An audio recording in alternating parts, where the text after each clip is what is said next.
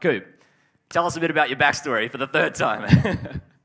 Third time is the charm. First of all, I'm very excited to be here. Thank you so much for having me. Conference looks like it's going incredible, so thank you for your patience on getting this sorted. I'll keep it kind of brief just for the sake of time here, but I've been collecting my entire life. I was buying Pokemon cards in high school, selling them on eBay. I was collecting hat pins in college, and then when I got into crypto in 2017, was right when ICOs were really a big thing. So graduated with a music business degree, had always this love for music and sort of collecting and art more generally, but didn't really see it as a viable career path. So came into Web3 in 2017 during the whole ICO era, got really invested in the space during DeFi in 2018 and 2019, where I was a journalist and a governance participant. And then 2019 and 2020 started to experiment more with social tokens and DAOs, co-founded a group called FWB, helped do a couple of token launches like Super Air, Audius, Gitcoin, Optimism, ENS, the list goes on. And then moved out here to LA about 2 years ago, right during the start of the bull market for NFTs. And at that point in time, I started to pivot most of my time to helping creators learn how to use new platforms, how to mint their photos, how to mint their songs. And then most recently, I raised a venture fund called Coop Records, where I invest in the next generation of music. Great. All right, we're done. That's awesome. Coop, actually, I didn't have this written down on the questions. Is there a backstory behind the screen name Coopahtroopa? Because it's definitely one of the most recognizable names in the space.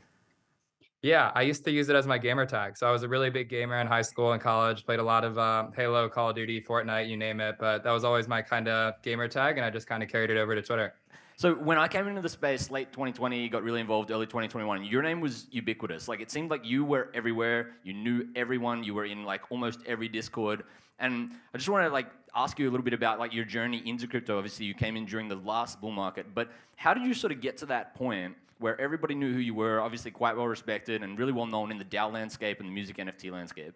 Yo, I heard you say when I joined that your last panelist said that we are not early. And I guess I would kind of co-sign that opinion because, my journey in Web3 started almost 5 years ago at this point. And I feel like the kind of name of the game is just being able to figure out who is authentic in what they're saying and who's authentic in what they're working on. And so the meta always changes, whether it's ICOs or DeFis or DAOs and now NFTs, the game is always going to change. But I think the consistency there is just finding people who are really true to the mission and really here for the space for a longer time horizon. And so a lot of what I did to get to that place was simply just build relationships with people who are really organic. I was going to a lot of Ethereum developer conferences in places like London, Paris, Japan, San Francisco, et cetera, just meeting developers and people who are here for a very long time. And throughout that process, I think that you start to realize who's here to make a quick buck and who are the people that are here to really build something that's more important for a longer time.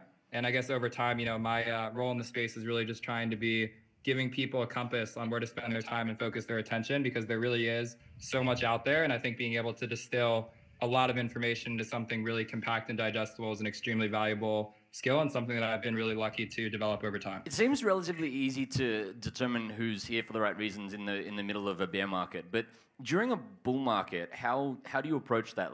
When you're forming those relationships, how do you sort of pass between people who are genuine, people who are kind of just here to make a quick buck?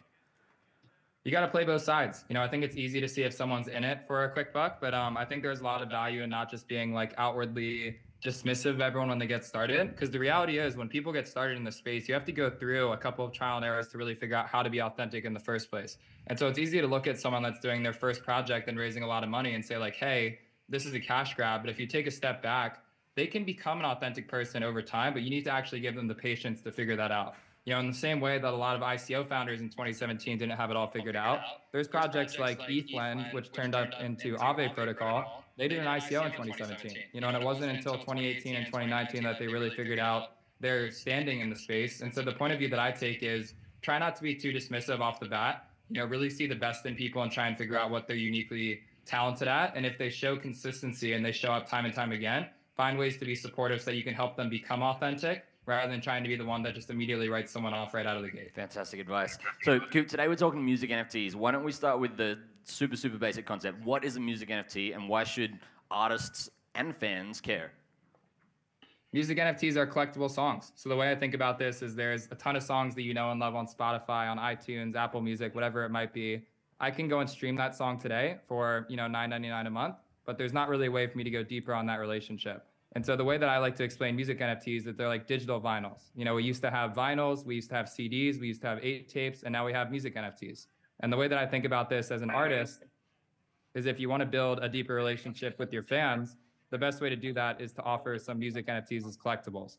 This allows your fans to basically build a relationship with you that's deeper than just a passive experience. And for that artist, you now have a social graph of people who are really connected to your music and able to have a much closer relationship with them than what exists today. I think I've heard you describe it in the past as building super communities, and it really makes a lot of sense actually in the music sphere in particular. Like I know a lot of people who collect vinyls, but they don't have a vinyl player, and it's that sense of connection between creator and community. You touched on streaming just then. The traditional music industry obviously has plenty of issues. It's a lot of people consider it to be essentially broken. I'm wondering, like in your view, how do music NFTs begin to address this problem? I get a lot of questions about whether or not streaming exists in the world of music NFTs, and it's important to recognize that these worlds are not mutually exclusive. You know, just because streaming is working doesn't mean that music NFTs can't work, and just because music NFTs start working doesn't mean that streaming won't work. You know, I see them as two very additive forms of revenue, and so the way that I like to think about this is streaming is a way to build an audience. It's a way to get millions of monthly listeners, people that passively consume your music, and I think of music NFTs as the way to go deeper on that relationship. So if someone wants to spend more than $10 a month on your music, doing that through streaming isn't really the way to do it, but being able to introduce collectible markets where you can say, hey, I really love this particular song, and I think there's 25 other people in the world that also love this particular song. That to me is a question that I've always wondered as I've been a curator my whole life, and there's never really been a chance to do that. And so just to kind of make this really clear to people, why music NFTs are exciting right now is as it currently stands on Spotify, if you get 1 million streams, it gets you about $4,000. And so that means that if you get 1 million people to listen to your music, all you're going to take away from that is $4,000 if you own all the rights to it.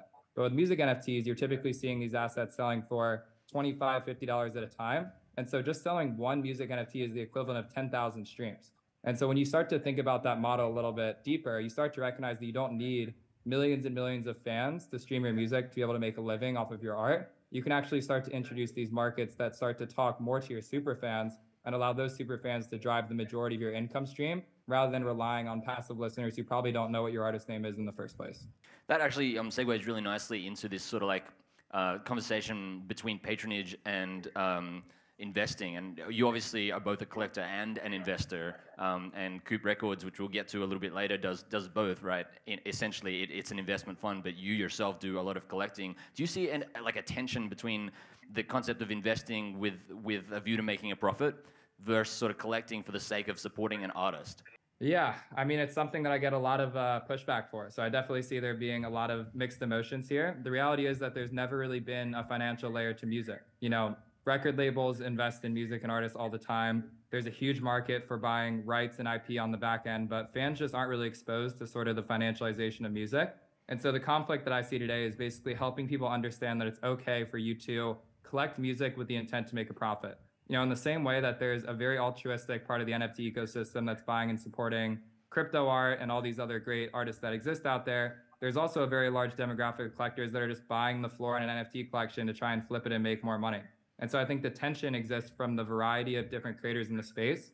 You know, there are different artists that I've collected who I never have any desire to try and make a profit off of, but I know that there's also collectors out there that go into music NFTs and say, hey, I'm buying this cheap because I want to sell it for more in the future. And that doesn't necessarily mean that I'm a bad person. It means that I want to be able to make money off of my creative taste. And I think that ability to be able to earn from your creation is something that's never really existed in music before. And part of the reason why I think it's so exciting to introduce a new content stream where you don't need to be able to understand like which Bored Ape trait is rarer than another. You don't have to know about all these new NFT collections that are launching.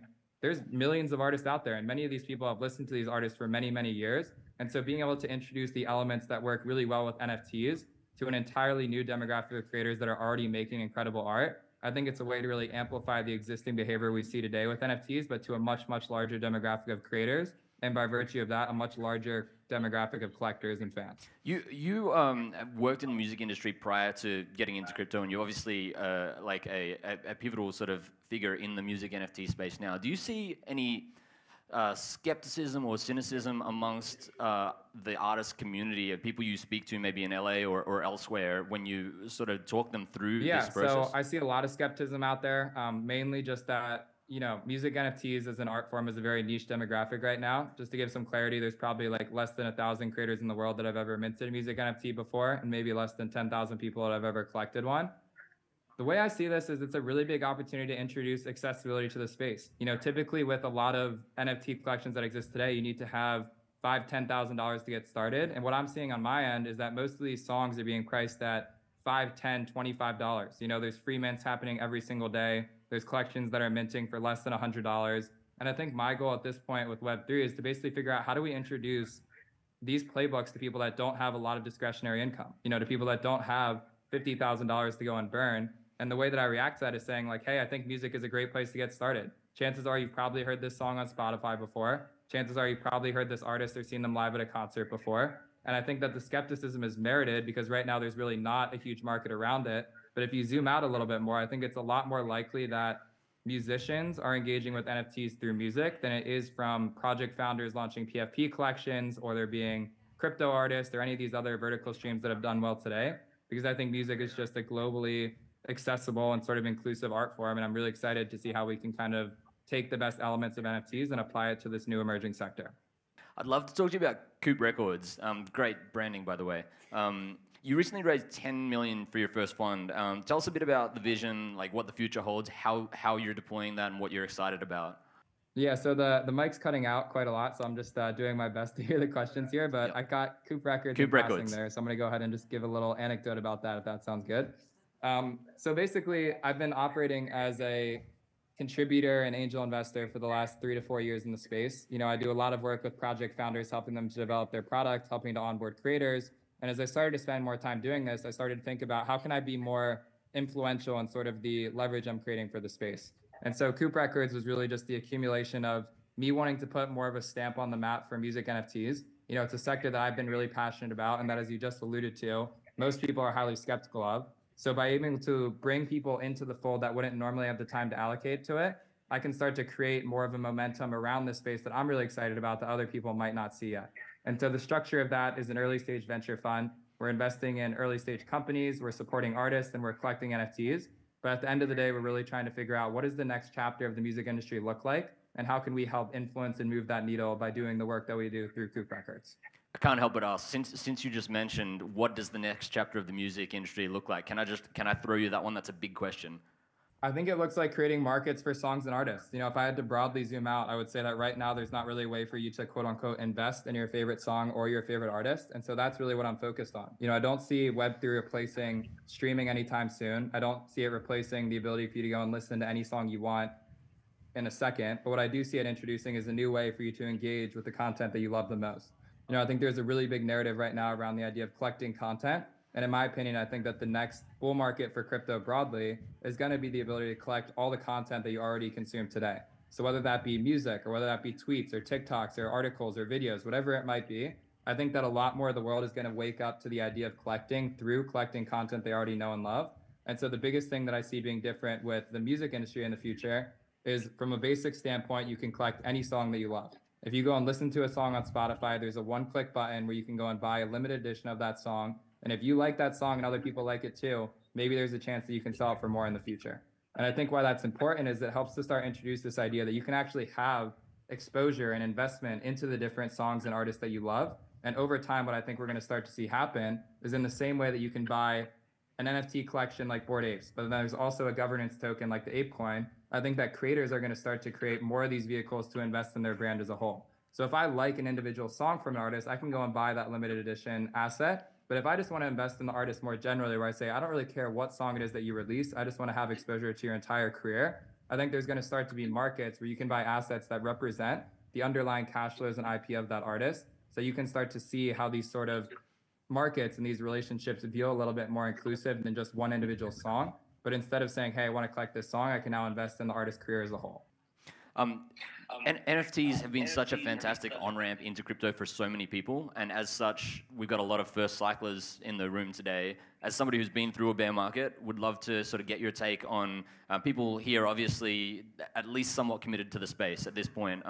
How do you navigate a bear market? What's the best way to sort of position yourself in terms of the use of your time? Obviously not chasing financial advice, so more just how to use your time during a bear market. Yeah, well, I would say if you're in this room, you're definitely in a good spot. So that's a really good starting place. I would say generally try and find a way to earn from the time you're putting into the space. And so I believe that the best time to make generational returns are starting investing now. And so that doesn't mean you need to go and pour your life savings into an NFT. It doesn't mean you need to pour your life savings into ETH. What it means is trying to find ways to be able to earn from the knowledge that you already have and the skills that you currently possess.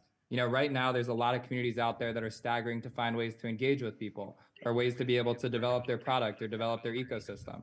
And so if you're someone that's looking to kind of get through it, I would recommend just finding 1 or 2 projects that have no more than 5 to 10 people in a chat group and just become a really active and valuable member. You know, if you zoom out and you look at the last bull market, there was 10,000 people joining a Discord in one day. There was a hype mint where you have 50,000 people trying to smash that buy button. That doesn't exist today. But the opportunity there is that now that there's way less people out there, it means that every conversation can go a lot further. And so if you're someone that's sitting in the audience today, I would just say find a project that sounds interesting to you and find a way to get paid for doing work to help bring it to life. You know, my last bear market was basically me writing a DeFi blog where I was covering all of the latest projects, trends, token launches, etc. And I was getting paid dollars to write articles on things I was already excited about. And what I did is I took those dollars and I used it to invest in ETH, and then I used that ETH to invest in the projects that I was writing about. And it was a very mutually beneficial system. And I think in the same way that I just alluded to the precipice of collecting content, if you're someone that's in this room and you're interested in NFTs, realistically, it probably doesn't make sense for you to go and try and like find the next Bored Ape or find the next CryptoPunk or something, because the reality is that trend has largely already passed. And while there might still be like 1 or 2 things that come out the other side, similar to how Aave came out of the last ICO bull market, the reality is it's going to be an entirely new generation of projects that end up driving the majority of returns in the next cycle. And so your job is actually to care a lot less about chasing the next gem that resembles the thing that already happened, and more about developing a thesis about what's going to happen in the next cycle. And then once you have a clear thesis for that, making sure you're positioned well to capture the value when that thesis actually starts to come to life. Awesome. We're gonna wrap on this question. Something I love asking people. What's something that you believe about the future of Web3 that's currently fairly non-consensus? Like, give us a contrarian sort of hot take.